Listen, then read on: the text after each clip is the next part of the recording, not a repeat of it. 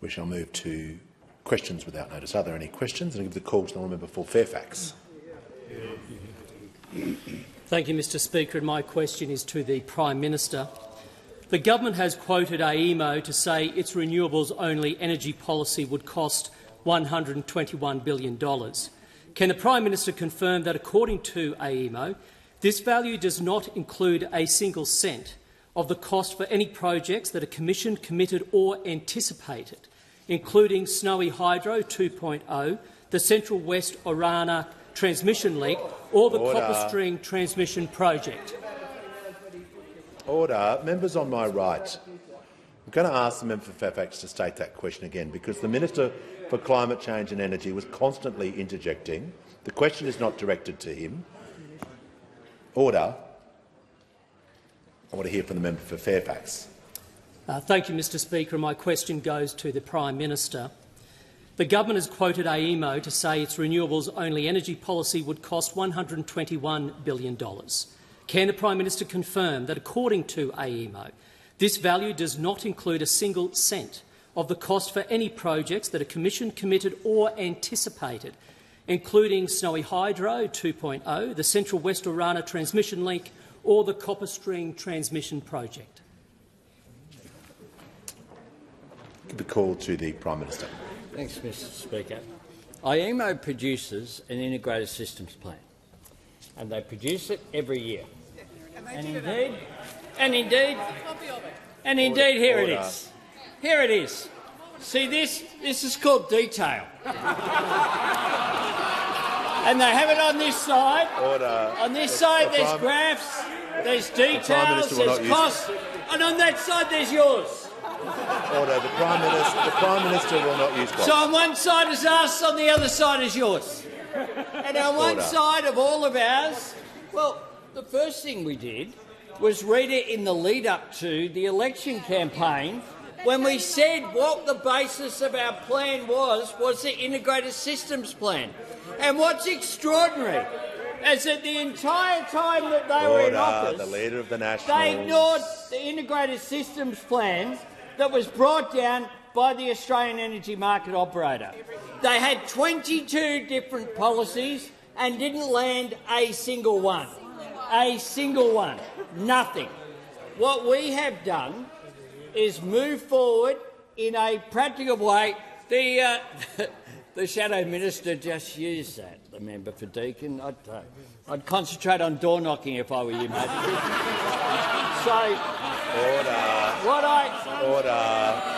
The fact is... Order. Not because it would help you, by the way. Order. Not because it would help you. The Prime Minister will return to the question. The member for Deakin will cease interjecting. Here's a plan. What you have is that. A blank page, no costings. You can't say how many gigawatts. You can't say how many reactors will be there. You can't say what you'll do with the Members 6 of the 7 owners of the land who've said no to it. At least people like the member for Wannon have been smart enough to say, we don't want it anywhere near me. Has the Prime Minister completed his answer? Order. Members on my left, we're going to have the House come to order so I can hear from the member for Dunkley. My question is to the Minister for Climate Change and Energy. How is the Albanese Labor government helping families and business with the cost of energy bills, and what policies has the government rejected and why? The call to the Minister. Order. The member for Deakin is now warned. Do not interject before a minister speaks. Order. The Minister for Climate Change and Energy has the call. Thank you very much, Mr Speaker. I thank my honourable friend for her question and her contribution in this House since her recent arrival. And, Mr Speaker, in 6 days' time, energy bill relief flows to the Australian people because of the Albanese government. In 6 days' time, every single Australian with an energy bill will get relief from this government, following the relief in last year's budget. And, of course, Mr Speaker, what's also happening is that energy prices, wholesale energy prices, which were $375 a megawatt hour when we came to office, were $76 a megawatt-hour in the first quarter of this year, Mr Speaker. That's less. $76 a megawatt-hour is less than $375 that the previous government presided over. That's because renewable energy is up 25% since we came to office, and because this government put caps on the price of coal and gas. Now, Mr Speaker, the honourable member also asked me what policies we have rejected. And we reject the thought bubble which says that you can introduce the most expensive form of energy known anywhere in the world to Australia and it will somehow magically see bills go down. And we're not the only people who've rejected it. We saw Rod Sims, the former chair of the ACCC, say yesterday that it would increase energy prices by more than $200 a year. We've seen Rowan McConnell say that it will increase prices by $400 to $500 a year. We've seen Roger Darville say it will increase prices by up to $1,000 a year, Mr Speaker. Whichever one of those it is, it's more than Australians are paying today, Mr Speaker. Whoever is right, it's more than Australians are paying today. And it gets worse, because what we know from the opposition's thought bubble is a few things. We don't know the costs, we don't know the modelling, but we know a few things. And we know that this once great party of free enterprise has said they're going to run it all. They're going to own all of them. They're going to run it all. And the Shadow Treasurer a couple of weeks ago said he's against subsidies. It's all got to stand up for itself. And then the Leader of the Opposition said we're going to own it all. But the Shadow Treasurer cleared it up. He said, no, it's off budget. It's off budget. And that means they're going to make money on it. That means they're going to make money on it. So they're going to spend hundreds of billions and they're going to make money, which means they're going to charge more. Now, the Shadow Treasurer has said that off-budget funds are risky, they increase taxes, they increase inflation and they're bad for the economy, and he calls them sneaky. He's going to repeal $10 billion in off-budget for housing. They're opposed to $20 billion in off-budget for transmission, but they're fine with $600 million off-budget for nuclear energy. That's just fine. Apparently that's not going to increase taxes, that's not going to increase interest rates, and that's not risky for Australians, Mr Speaker. This half-baked yellow cake idea, Mr Speaker, of the opposition falls apart every time it gets exposed to any scrutiny at all. It just underlines the fact that this Leader of the Opposition is a huge risk to Australia's economic future. Give the call to the member for Fairfax. Thank you, Mr Speaker. My question goes to the Prime Minister. The government has quoted AEMO to say its renewables-only energy policy would cost $121 billion. Can the Prime Minister confirm that, according to AEMO, this value does not include a single cent of the cost for the required upgrades to Australia's distribution network? Order. Order.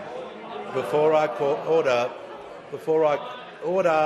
call the minister, I'd like to hear from the member for Wentworth who has risen on her feet, and she will be heard in silence as well. Thank you.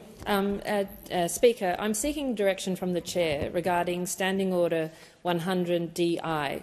The Standing Order states that questions must not contain statements of facts unless they can be authenticated. I note that the Shadow Minister has asked for clarification about the renewables-only plan of the government. I'd like to understand if that is indeed a renewables-only plan of the government. Well, the difficulty the chair has is I cannot be responsible for every single statement that is made in the House. I can give the member the benefit of the doubt and would hope that no member would ever be misleading the House, and I know the member for Fairfax would be definitely in that category. So it's difficult for the chair to make a ruling, and the precedent has been for a very long period of time that the question asked by the member is in line with practice. But I'll hear from the Leader of the House on the point of order.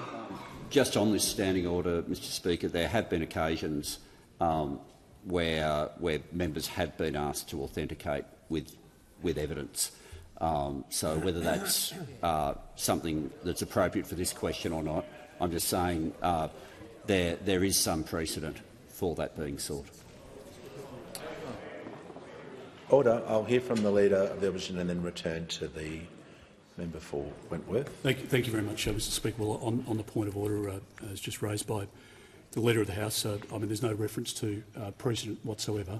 Some vague recollection of something that might have happened just around the time of Federation, but no detail, no page of practice. I mean nothing at all.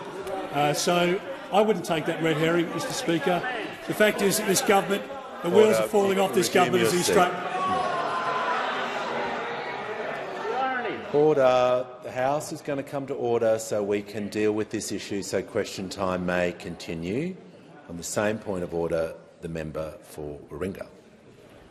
Just in furtherance to the member for Wentworth seeking a clarification from the Speaker, the standing orders are very clear that in relation to those statements of facts, unless they can be authenticated, since this statement of renewables only plan has been repeated on a number of occasions, surely it is not difficult for the Shadow Minister to provide the authentication of that statement.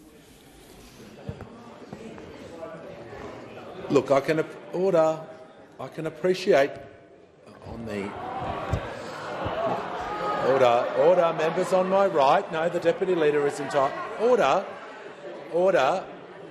No, anyone is entitled to raise on this point of order, and so is the Deputy Leader. On the point of order, Mr. Speaker, the statement made was a fact.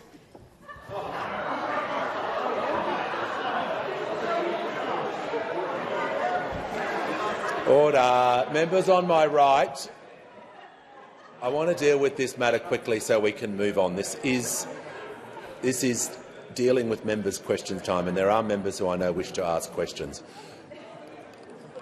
Perhaps on a final point of order, the member for Wentworth. I note in the opposition's budget reply on this speech, I've read the opposition's budget reply on this speech, and which uses the term renewables only on the website of the Leader of the Opposition, but uses those in quotation marks. And so I am seeking clarification about is this a statement of fact in relation to renewables only, or is it not? Because there are concerningly different kind of interpretations in relation to that. We're going to deal with this matter so we order. Members on my right, so we can move on with question time. I appreciate the concern by members of the crossbench raising this matter. It would be untenable for the Speaker to simply start deciding or ruling in or out what I believe is a statement of fact.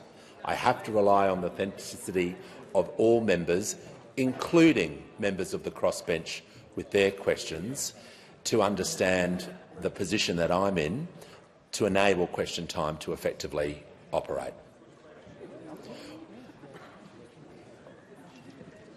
So we're going to move on. I appreciate the member's statement, but we're going to move on. The Minister for Climate Change and Energy has the call. As I recall the question, Mr. Speaker, it was about whether the cost in the $121 billion includes distribution. That was the question asked by the member for Fairfax, and that was a very interesting question because I have heard the Leader of the Opposition confuse transmission and distribution in the past. Right. And I thought, oh, well, he's the leader, he's got to be across a lot of portfolios, he doesn't have to be across the detail. We've just learned he's been ill-advised by his Shadow Minister, Mr. Speaker, because transmission is about the big interconnectors, the big interstate connections. Distributions is poles and wires and telegraph poles in suburbs, Mr. Speaker. Now, regardless of how the energy is generated, you still need telegraph poles.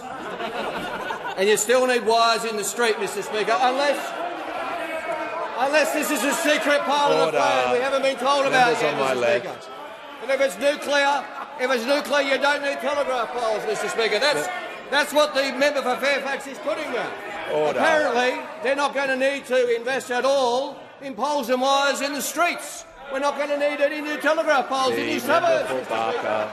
Because it all comes from nuclear all of a sudden. They don't need it in France, apparently. In France, there's no telegraph poles. This is news. This is news. Order. I mean, this is the new golden age where we don't need any telegraph poles. We don't need any wires.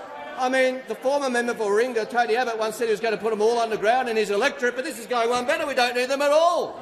Now, Mr. Speaker, Order. The Minister. There's far too much noise on my left. I want to hear from the member for Fairfax on his one point of order, and he may have the call. He's misleading us. And before the member makes his statement, it needs to be very clear, not adding additional statements in. He has leading the MPI today, so I want to be very clear. He's going to be strict with his point of order. We've had enough interruptions so far. Order. We're going to deal with this in a respectful way. The member for Fairfax has the call. Thank you, Mr Speaker, and it is on relevance.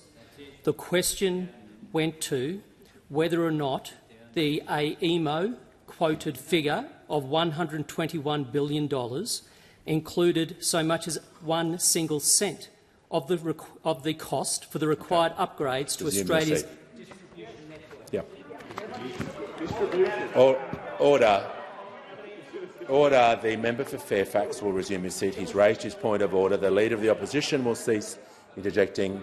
To assist the House, I'm going to ask the minister to return to the question, because I could not hear what he was saying. The member for Fairfax underlines his misunderstanding that any investment in distribution is required whether the power comes from renewables or coal or gas or nuclear, Mr Speaker. It's the same. It's the same regardless of where the generation comes from. You still need telegraph poles. You still need wires, Mr Speaker. And the other interesting thing is that the member for Fairfax is now approvingly quoting AEMO, who he and the Leader of the Opposition have been bagging for months for daring to point out that renewables, firm renewables, are the cheapest form of energy, Mr Speaker. Member for KC. AEMO will be releasing an updated ISP tomorrow, and I look forward to the member for Fairfax criticising AEMO when they make similar points tomorrow.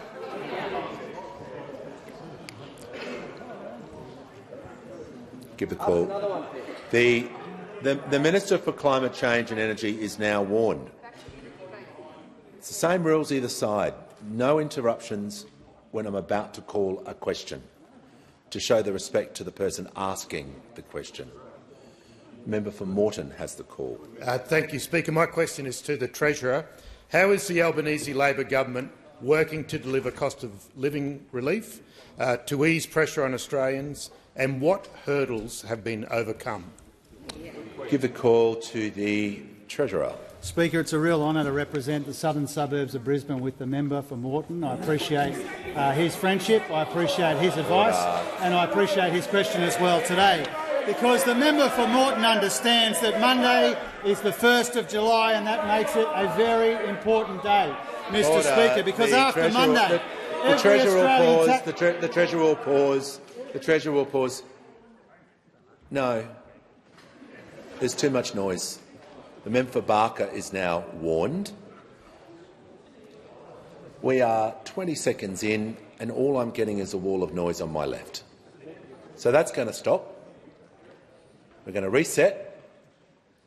The member for Moreton was heard in silence. The Treasurer is going to be given the same courtesy.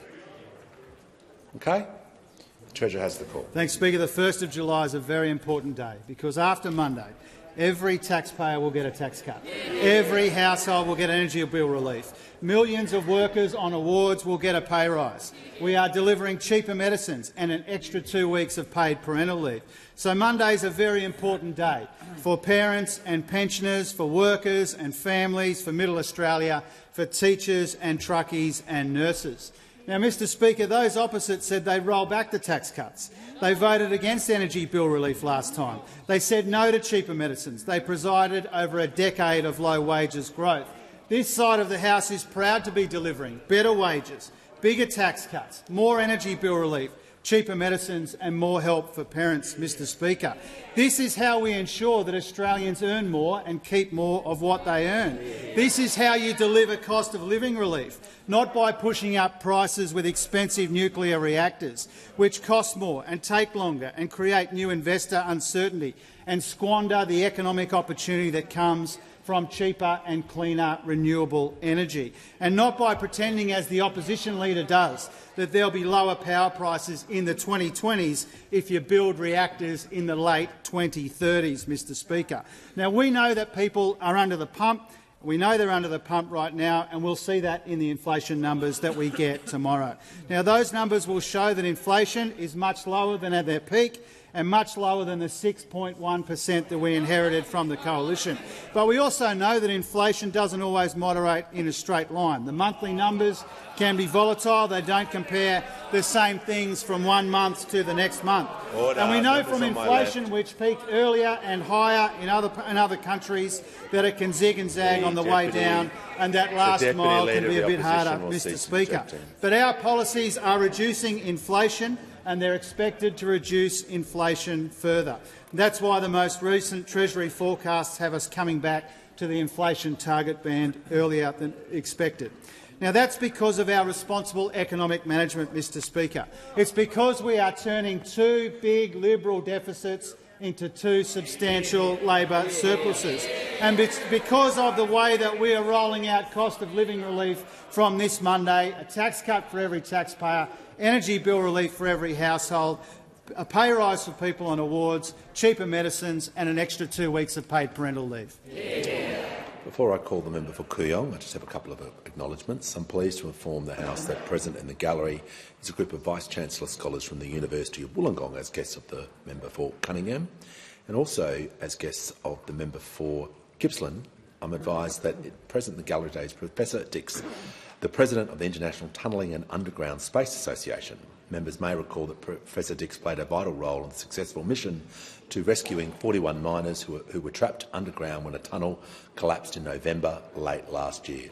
While Professor Dix is a world-class disaster expert, I assure members he is here in a social capacity today. Welcome to you all. We give the call to the honourable member for Kooyong.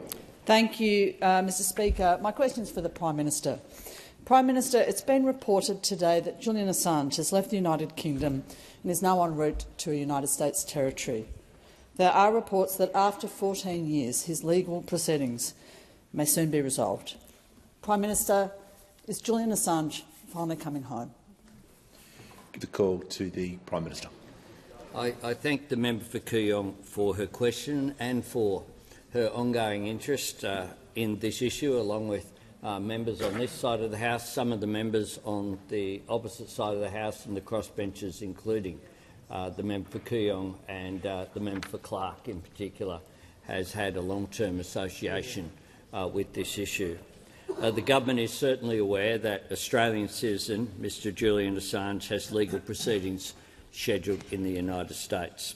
While this is a welcome development, we recognise that these proceedings are crucial and they're delicate. Given these proceedings are ongoing, it isn't appropriate to provide further detailed comment. I will say, though, that the Australian government has continued to provide consular assistance to Mr Assange through the UK High Commissioner, Stephen Smith, who travelled with Mr Assange when he left the United Kingdom, and US Ambassador Kevin Rudd, who is also providing important assistance.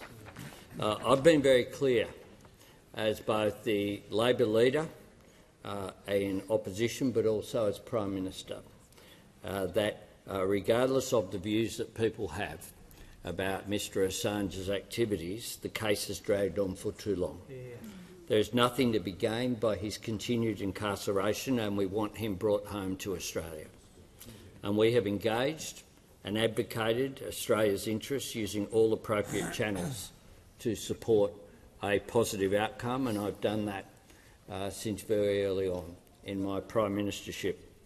I will have more to say when these legal proceedings have concluded, which I hope will be very soon, and I will report as appropriate at that time. Give the call to the honourable member for Newcastle. Thank you, Speaker. My question is to the Minister for Health. How are the Albanese Labor government's Medicare urgent care clinics making it easier for Australians to see a doctor after decades of cuts and neglect? Give the call to the order. Give the call to the Minister for Health and Aged Care. Well, thank you, Speaker, and I thank my friend the member for Newcastle for that question. She is part of the formidable Hunter Labor team, along with the member for Shortland, the member for Hunter, the member for Patterson. I can tell you, Mr Speaker, they hunt as a pack, relentlessly arguing for better services, for more jobs, for targeted help, with the cost of living in their amazing community, Mr Speaker, and they are terrific advocates for our broader plan for a stronger Medicare. They made the case for the reinstatement of funding to the outstanding after-hours GP services in that region, GP Access, funding that was cut by the Liberals, but I can say as a result of their advocacy, that service is now back up and running at full tilt, Mr Speaker. But they're also fierce supporters of our broader strengthening Medicare plan. More bulk billing services, a critical issue in Newcastle and the Hunter. More cheaper medicines, that's something they've argued for very, very strongly, and that network of urgent care clinics that the member for Newcastle referred to. The Cessnock Urgent Care Clinic, Mr Speaker, was one of the 58 clinics that we opened as part of our election commitment last year, and the member for Hunter has told us that almost 7,000 members of his community have already been seen at that clinic, the majority of whom would otherwise have had to spend hours waiting at the emergency department at the Cessnock Hospital. Across the network of those 58 urgent care clinics, Mr Speaker, in less than 12 months, already 494,000 patients have been seen, a third of them kids under the age of 15, a third of them on the weekend, and every single one of them fully bulk billed, seen free of charge, not just taking pressure off the local hospitals but delivering real help with the cost of living. But, Mr Speaker, we know we can do more. We know we can do more, and that's why I was back in the region with the Hunter Labor team announcing a second urgent care clinic for the Newcastle and Lake Macquarie region, again to take pressure off the wonderful John Hunter Hospital, part of 29 further additional urgent care clinics that we announced as part of the budget last month, Mr Speaker. I also announced a second clinic in the Gold Coast around Southport, Mr Speaker, to take pressure off the busiest emergency department in the nation in that part of Australia. And last week I announced with the Minister for Climate Change and Energy an urgent care clinic in the Fairfield region to take pressure off the very busy Fairfield Hospital, and there will be more announcements, Mr Speaker, I can guarantee you that. Our focus on making Medicare stronger and healthcare cheaper could not be more different from the focus of those opposite, Mr Speaker.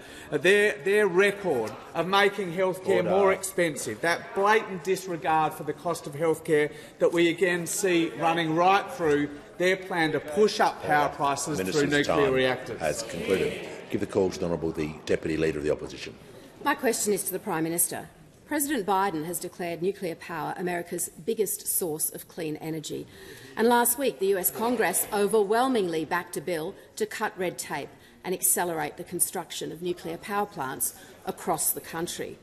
Why is the Albanese government risking the lights going out in Australia instead of using nuclear energy, which is proven around the world to deliver cheaper, cleaner and more consistent energy? Members on my right, I couldn't hear that question. The Deputy Leader will be given the courtesy of asking her question in silence. If I'm going to make decisions about the answers, I have to hear the question. The Deputy Leader has the call. My question is to the Prime Minister. President Biden has declared nuclear power America's biggest source of clean energy. And last week, the US Congress overwhelmingly backed a bill to cut red tape and accelerate the construction of nuclear power plants across the country.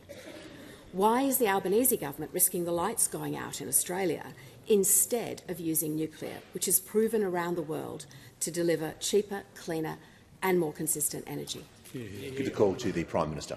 Thank you, Mr Speaker. I thank the Deputy Leader of the Opposition for her question. And she asked about international experience as if all nations are the same.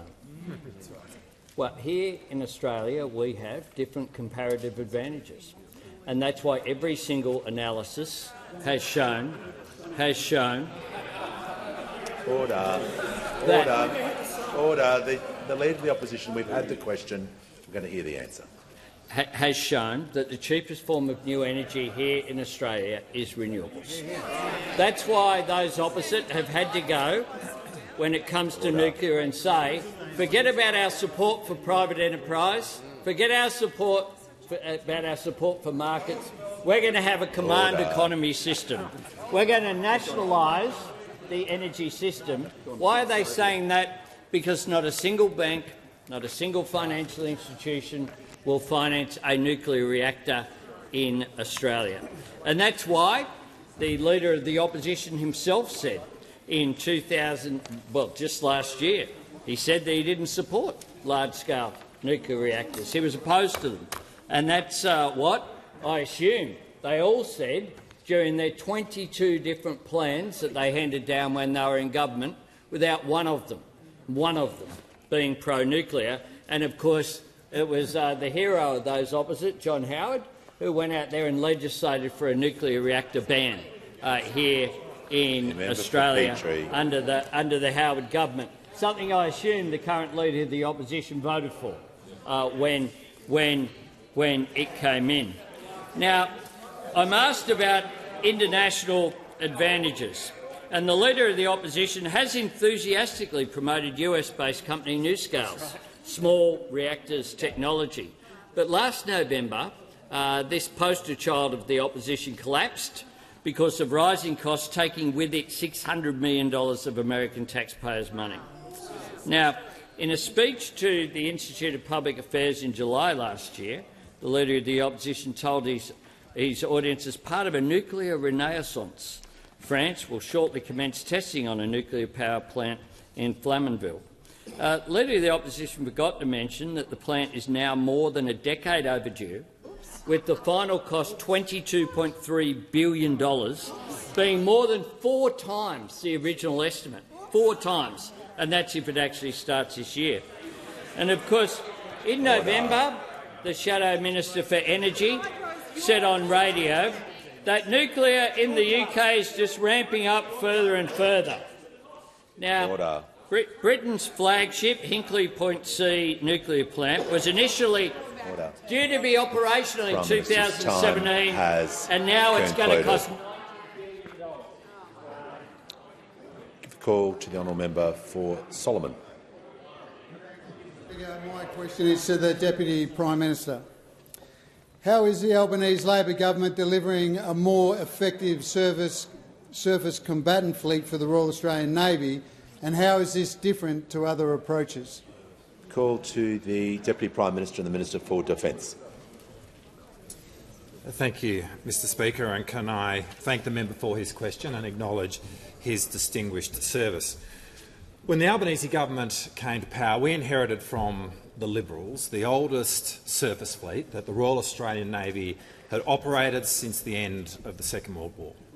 HMAS Anzac was on her last legs, which meant that we had 11 coming down to 10 surface combatants without the prospect of a new surface combatant entering our fleet until 2034. And that was the first of the Hunter-class frigates. And when the Liberals announced the Hunter-class frigate program, they said that steel would start being cut in 2020, but by the time of the last election in 2022, no steel had been cut. The program was running years over time, billions of dollars over budget.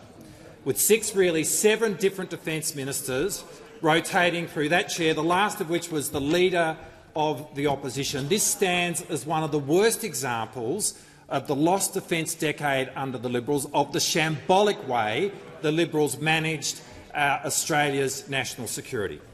Now, in coming to office, we commissioned a review of the surface fleet, and in February of this year we announced a new fleet for our Navy, which would in time see a doubling of our service combatants, but importantly, the first of those new service combatants coming into service this decade, in the 2020s. And unlike those opposite, this was a plan which was fully funded, and that is critical because it gives Navy the predictability to allow us to go out there and build those ships. And, Mr Speaker, last week we took a giant step forward in that regard. On Thursday we signed contracts for the first 3 of the 6 Hunter-class frigates, which will form a part of the Royal Australian Navy, and on Friday we cut the first piece of steel under that contract, which will form a part of HMAS Hunter. It's a huge moment. HMAS Hunter will be an exquisite capability, the most potent undersea warfare frigate in the world. And this program will employ 2,500 Australians, and in combination with the building of our future submarines and the extending of life of our Collins-class submarines, it will see the Osborne Naval Shipyard become home to 7,000 workers engaged in high-tech manufacturing. And the contrast with the Liberal circus could not be more stark, because the Liberals were a defence disaster, and the Albanese government is doing everything it takes to keep Australians safe. Before I call the member for Moncrieff, I'm pleased to advise the House that we have the Mayor of Mornington Peninsula Shire, Councillor Simon Brooks, and the CEO of the Committee for Frankston Mornington Peninsula, Mr Joshua Sinclair, as guests of the member for Dunkley. And I give the call to the honourable member for Moncrieff. Thank you, Mr Speaker. My question is to the Prime Minister. UK Labor is currently campaigning with a manifesto which calls for new nuclear power stations and small modular reactors to make Britain a clean energy superpower. Why is the Albanese Labor government risking the lights going out in Australia instead of using nuclear energy, which is proven around the world to deliver cheaper, cleaner— Members on my right. Pleasure.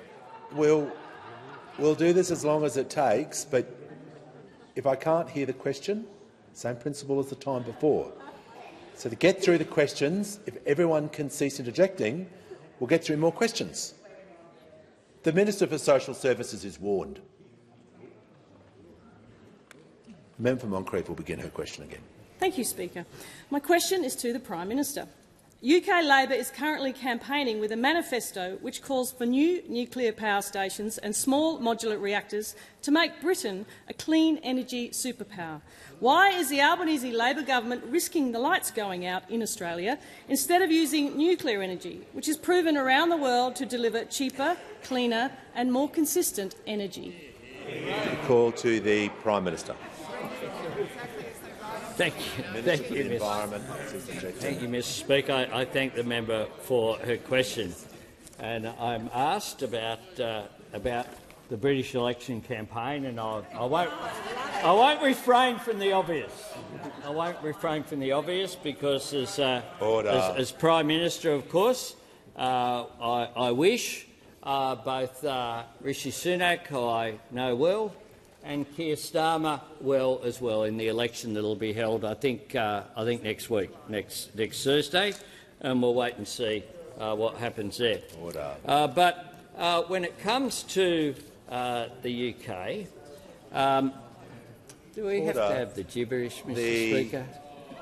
Order. The Prime Minister will ignore the interjections, and the manager of opposition business will I'm asked about Britain.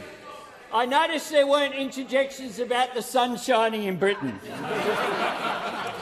I noticed that, because those opposite seem to think that every country is the same. Now, the UK began its nuclear program in the 1940s.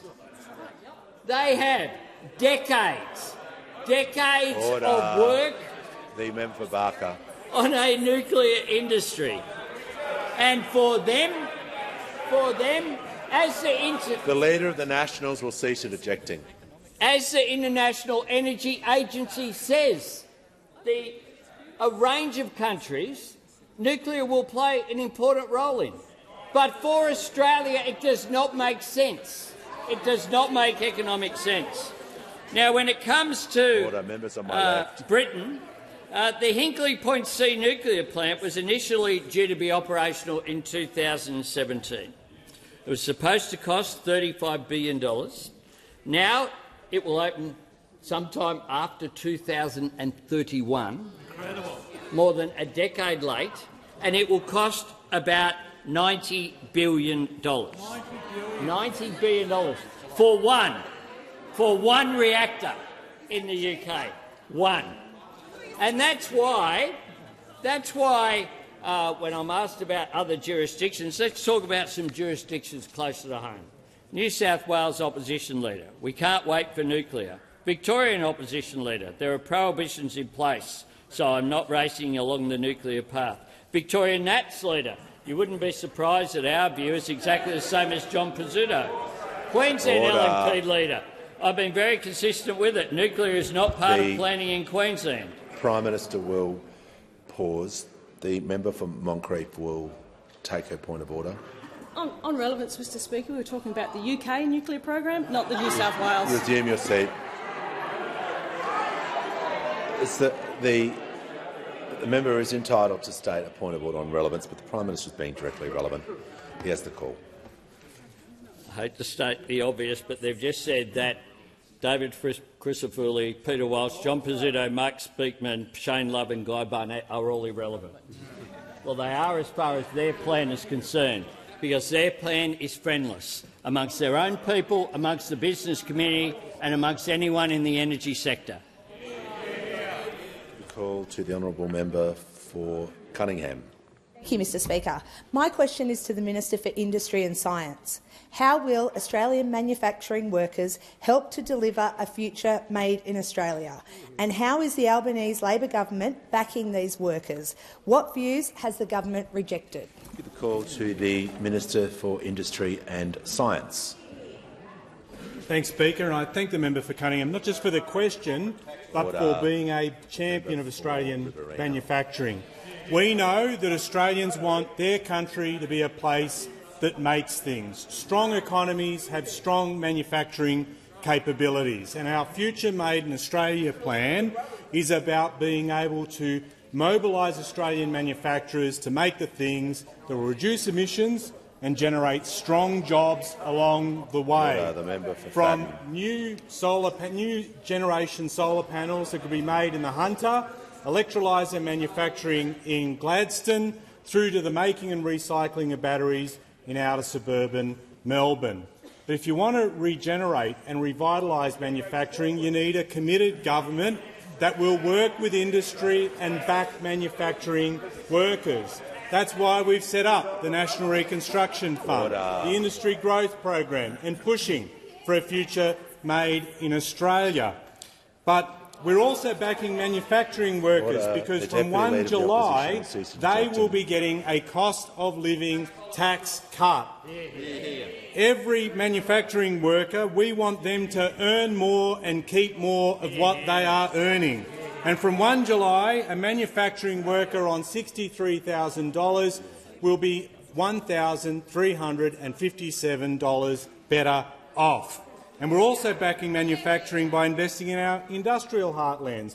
I visited the Illawarra last week with the member for Cunningham, where there's excitement about offshore wind development, where renewable projects will generate thousands of blue-collar jobs and will generate cheaper energy for other manufacturers to do their work. Treasurer will cease rejecting. Renewable energy projects delivering cheaper energy, more jobs, and that is how you deliver cost of living relief, not by pushing up power prices with the most expensive form of energy going.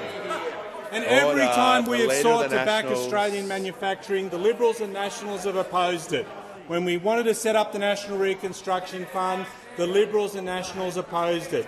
When we wanted to deliver energy price relief for manufacturers, the Liberals and Nationals opposed it. And when we wanted to deliver tax cuts for manufacturing workers, the Liberals and Nationals wanted an early election to stop them. And of course, this is the mob that saw off car manufacturing in this country and to this day say it was absolutely the right thing to do. That's what they say. This government believes manufacturing can deliver a future made in Australia. That side only talks about manufacturing to talk it down. Give a call to the honourable member for Flynn. Mr Speaker, my question is to the Prime Minister. Former Australian Workers' Union Secretary Dan Walton said, and I quote, "If Australia wants to accelerate along the path to becoming a zero-carbon economy, it is a golden opportunity to create the capacity to build small modular reactors capable of powering energy-hungry manufacturing. Does the Prime Minister support the union movement's call to lift the nuclear energy moratorium?" Order. Members on my left and right will see the member for Barker and the Minister for the National Disability Insurance Scheme will cease rejecting. Give the call to the Prime Minister. Thanks, Mr Speaker. I thank the member for his question about a business leader who he says speaks on behalf of the entire trade union movement. I'll give you the big tip here. The union movement campaign will be very strong against your nuclear power plant. Because what they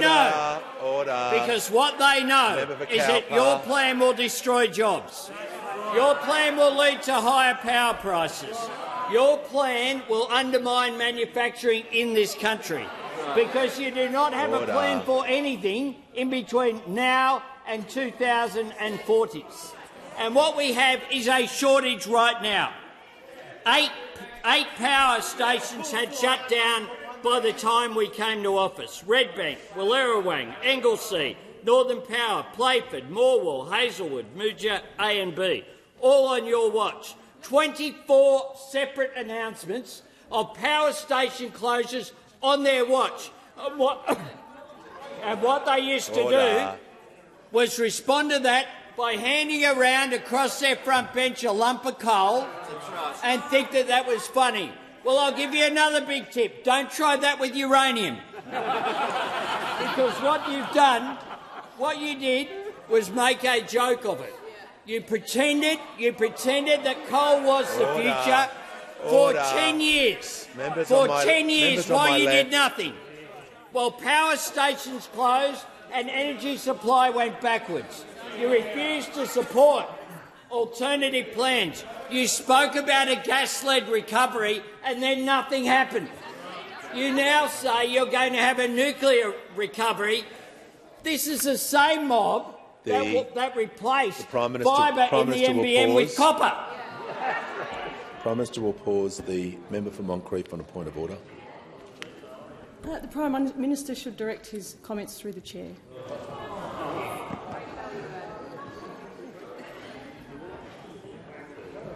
Prime Minister, in continuation. I remind all members about using the standing orders. But thanks, Mr Speaker. The most significant point they've made today. Mr Speaker, here's what Andrew McKellar said of ACCI when we're quoting business leaders such as Mr Walton. Here's what Andrew McKellar said, not a Labor branch member as far as I'm aware. Past failure has crimped certainty for industry and investors and left our energy sector in disarray. Australian businesses and households are now paying the price. And indeed they are, Mr Speaker, as a result of the failure by those opposite to set Australia up for the present, let alone plan for the future. That is what we inherited. That is the problems that we are solving, and that's why we have a positive plan going forward and why they have no detail of how many reactors, about how much the cost will be.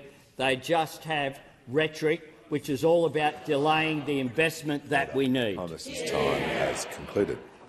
Give the call to the member for Lingiari. Thank you, Speaker. My question is to the Minister for Skills and Training. What is the Albanese Labor government doing to remove financial barriers so more Australians can skill up and work in key sectors like renewable energy? How does this compare to alternative policy settings to skill our future energy workforce? Give the call to the Minister for Skills and Training. Well, thanks very much, Speaker. Can I thank the member for Lingiari for her question and her strong advocacy for closing the gap between Indigenous and non-Indigenous Australians in the skills area in her election across this country. Speaker, when we came to government, we inherited the greatest skills shortage in 50 years. We also found ourselves inheriting a vocational education and training sector that was depleted and directionless, a complete absence of national leadership. There were no agreements reached on investment or directional reform of the vet sector with any state or territory government, not one. And, for example, there was little or no attention paid to the transition of the energy sector, an imperative to successfully decarbonise the economy and shift to renewables, the cheapest energy source available.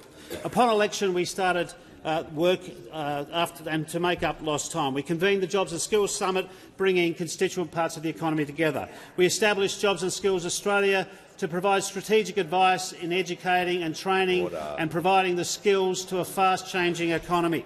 And indeed, last year, 355,000 Australians enrolled in fee-free TAFE in areas of demand, including in the energy sector, with a further 320,000 courses available from this year. Speaker, we struck a national skills agreement with every state and territory, the first of its kind in more than a decade, $30 billion of certainty of funding over 5 years to make sure that we supply the skills that are needed. And of course, we provide $10,000 in financial support to clean energy apprentices. Those apprentices, of course, will be getting a tax cut next Monday, as are 13.6 million taxpayers in this country, which as a result of this government. And indeed, the Energy Minister and I announced further investment in clean energy sector to increase teachers and trainers to supply the skills that are needed for this sector.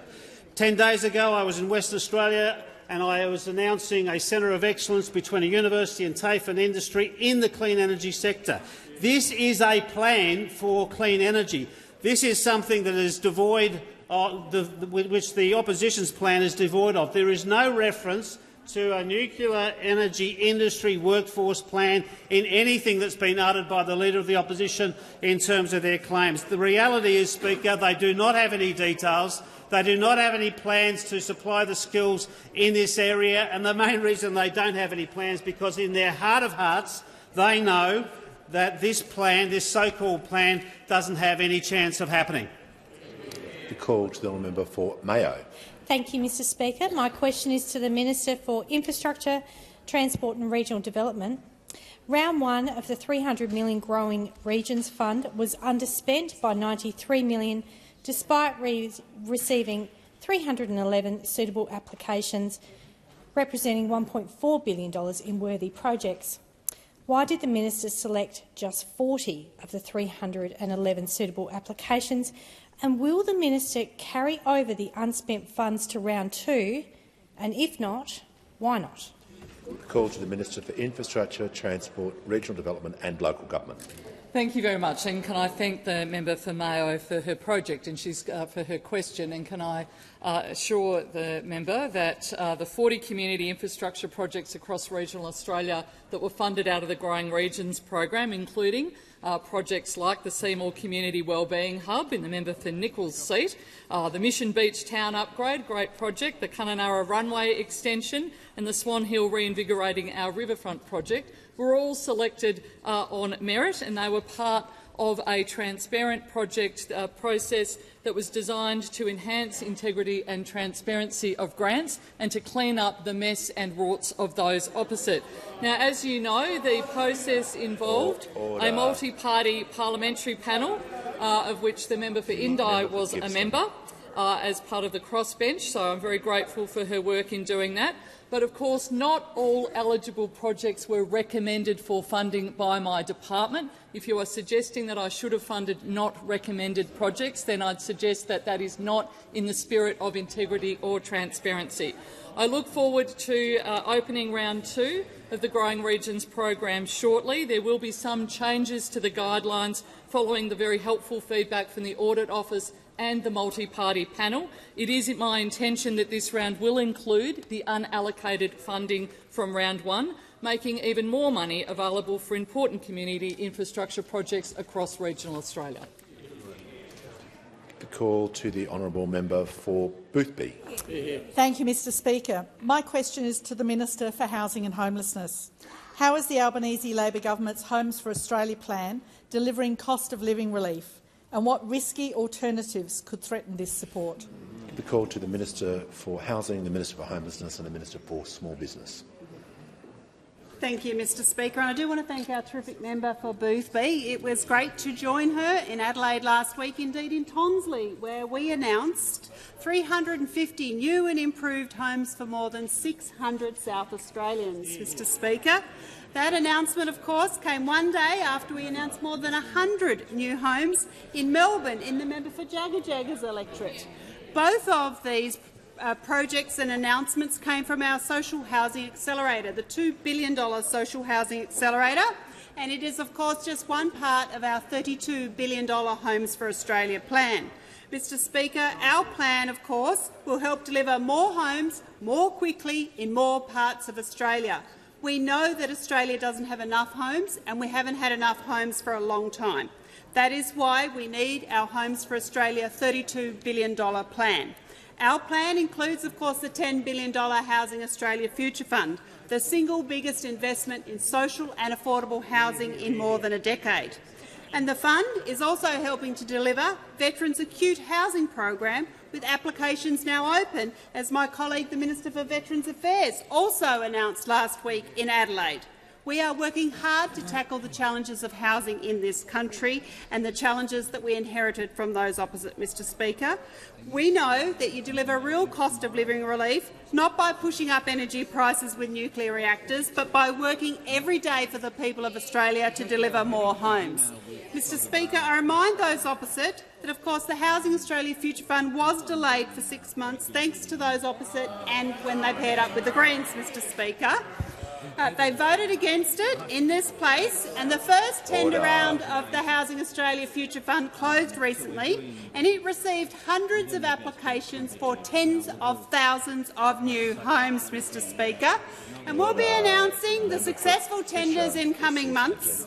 And I remind those opposite that when these announcements come, they voted against this Housing Australia Future Fund, Mr Speaker. All they have on their side is their reheated thought bubble for housing, their super for housing, which we know will push up prices, wreck people's super and doesn't build a single home. Mr Speaker, it seems those opposite are happy to put billions of dollars on the table for nuclear reactors, but not one single dollar for one new home. The Minister will pause. I just reminded the member Deakin he's on a warning, and he continues to interject. So he'll leave the chamber under 94A.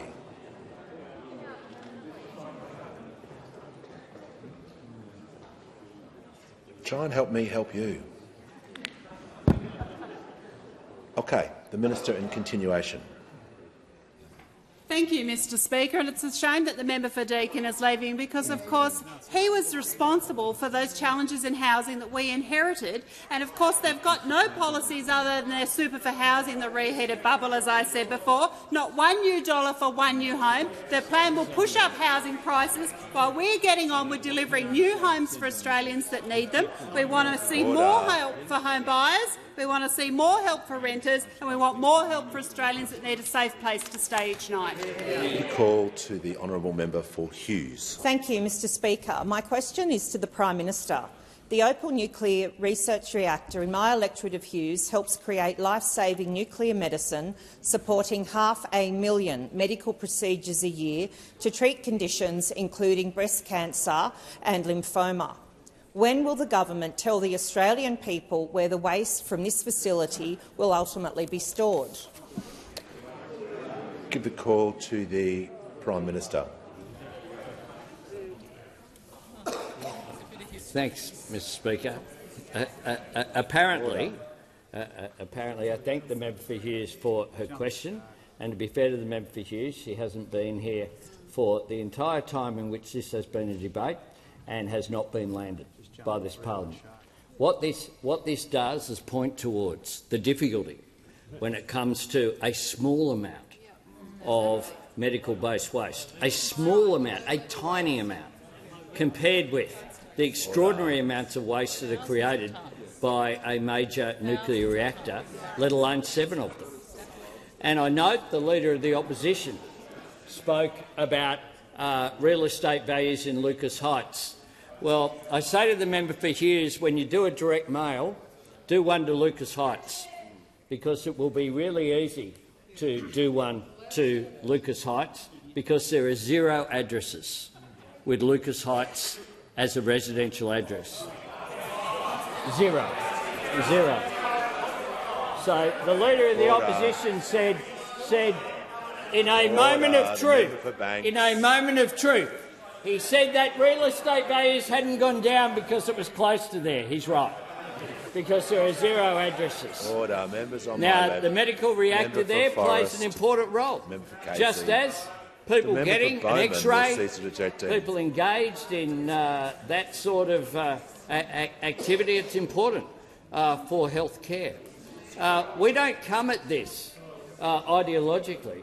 What we say is the economics should drive what happens with energy in this country. And the economics tell you that the cheapest form of new energy is renewables. And they also tell you that the most expensive form of new energy is nuclear reactors. Order.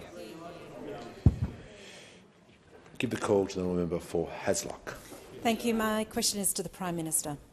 How is the Albanese Labor government helping Australians with cost of living, and what is standing in the way? Give the call to the Prime Minister. I thank the member for Hasluck for her question. Indeed, taking action on cost of living is my government's #1 priority. And in less than a week now, next Monday, the government will deliver more relief for Australians. A tax cut for every taxpayer, all 13.6 million of them. And of course, at the same time, a pay rise for 2.6 million workers on award wages, because we want Australians to earn more and to keep more of what they earn. $300 in power bill relief for every household, and $325 for every small business. Continuing the freeze on the cost of PBS medicines, and of course 2 weeks of additional government-funded paid parental leave. This isn't the beginning of our cost of living help, and it's certainly not the end. But what we have managed to do is to provide that cost of living relief while halving inflation. So instead of having a 6 in front of it, it has a 3 in front of it. And yesterday we announced new rules to make sure that families are getting better prices at the supermarket. We're making sure that families and farmers get a fair go. I noticed that the leader of the National Party was still out there calling for... Order. The member for Cowper. Cease objecting. Calling for the compulsory breakup of supermarkets. I'm not sure who he thinks would buy the Coles shop at supermarket at Warwick, but I suspect that it might be Woolworths. I suspect that it might lead to more concentration, not less. But to be fair to the National Party, their newfound over-embracement of socialism is there for all to see. But while we're fighting to bring costs down, they have a tax policy designed to roll back tax cuts. They have an IR policy to deliver lower wages. They have a fiscal strategy designed to rack up debt. They have a housing policy designed to wreck super. They have a health policy designed to destroy Medicare. And they have a nuclear reactor plan designed to jack up power prices. Order. A nuclear plan that costs too much and takes too long. Member Gippsland. And a plan to stop the rollout of cheap renewables and put an end to the certainty that business, industry and families need. Order. Give the call to the honourable member for Indi. Thank you, Speaker. My question is to the Attorney-General. Last week, Richard Boyle lost his appeal to seek immunity under the Public Interest Disclosure Act, despite the judge acknowledging that Mr Boyle is a whistleblower. Last election, you promised to fix whistleblower protection laws, but 2 years on, we have not seen a draft bill. Why is the government dragging its feet on whistleblower reform? Give the call to the Attorney-General.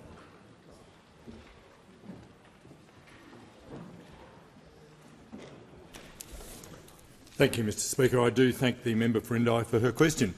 The government is committed to strong, effective and accessible protections for whistleblowers, and in June last year the government passed priority amendments to the Public Interest Disclosure Act, which ensured immediate improvements to the public sector whistleblower protection scheme were in place before the commencement of the National Anti-Corruption Commission on the 1st of July last year.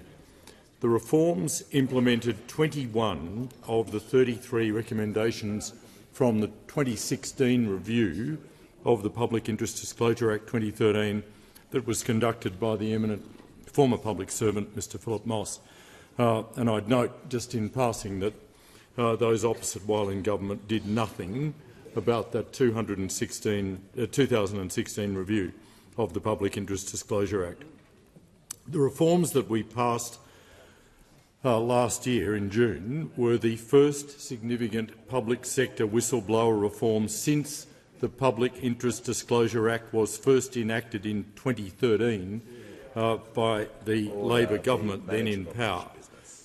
We are now progressing a second, broader stage of reforms, which includes the release of a consultation paper and public consultation on additional supports for public sector whistleblowers, which might include a whistleblower protection authority. And submissions received as part of that consultation process are now being used to inform the government's next steps for reform. I will not be commenting on matters that remain before Australian courts. The call to the member for Hunter. Thank you, Mr Speaker. My question is to the Minister for Infrastructure, Transport, Regional Development and Local Government. How is the Albanese Labor government working to help regional Australians and deliver cost of living relief? What approaches have been rejected? The call to the Minister for Infrastructure, Transport, Regional Development and Local Government. Can I say thanks very much to the member for Hunter for the question. He's an incredibly strong advocate for his community, and one of the things that we all love about the member for Hunter is just that he'll give absolutely everything a go, although I was a little worried about his last week testing the zip line at the Lake Mac climbing tower, but well done, mate. That was quite an effort. As members from regional Australia, we do understand that people in our communities are under pressure, and we do know that some of them are doing it really tough. It's why our number one priority is every single day addressing cost of living relief for every Australian. We're working hard to deliver that cost of living relief to ensure that Australians, particularly those in our regions, earn more and get to keep more of what they earn. It is 6 days until the 1st of July, and that means it is 6 days until every Australian taxpayer will be getting a tax cut. It's 6 days until our $300 energy bill relief begins, and it's 6 days until 2.6 million low-paid workers get their third consecutive pay rise backed in by this government. At the same time, we are strengthening Medicare and we're delivering cheaper medicines to every community from the cities to the regions. We're delivering HECS relief for everyone with student debt. And from the university student in Broome to the supermarket worker in Broken Hill, to the nurse in Katherine, to the teacher in Kincumber, to the cafe owner in Cairns, to the parents in Ceduna buying medicines for their kids. We are building more homes more quickly, helping put downward pressure on rents in our regions. And we're strengthening the food and grocery code to get a better deal for the farmers and cheaper groceries for Australians. And we're backing regional jobs by incentivising and investing in developing low-carbon liquid fuels under our Future Made in Australia plan. And when it comes to infrastructure and regional investment, we've increased funding across the country, in particular increasing Roads to Recovery funding from $500 million to $1 billion. And that means every single council across Australia will have more money to spend on local roads, reducing pressure on ratepayers across all of those local council areas, because otherwise they would have to pay for them. In 2 years, this government, a Labor government, has delivered historic increases to local road funding that the coalition was never able to do. We know there's much more to do. We know that's why we are working every single day for Australians to make cost of living better. And that is how you deliver cost of living relief, not by pushing up power prices with nuclear reactors all across regional Australia. For the Prime Minister. Thanks, Mr Speaker. I ask further questions placed on the notice paper.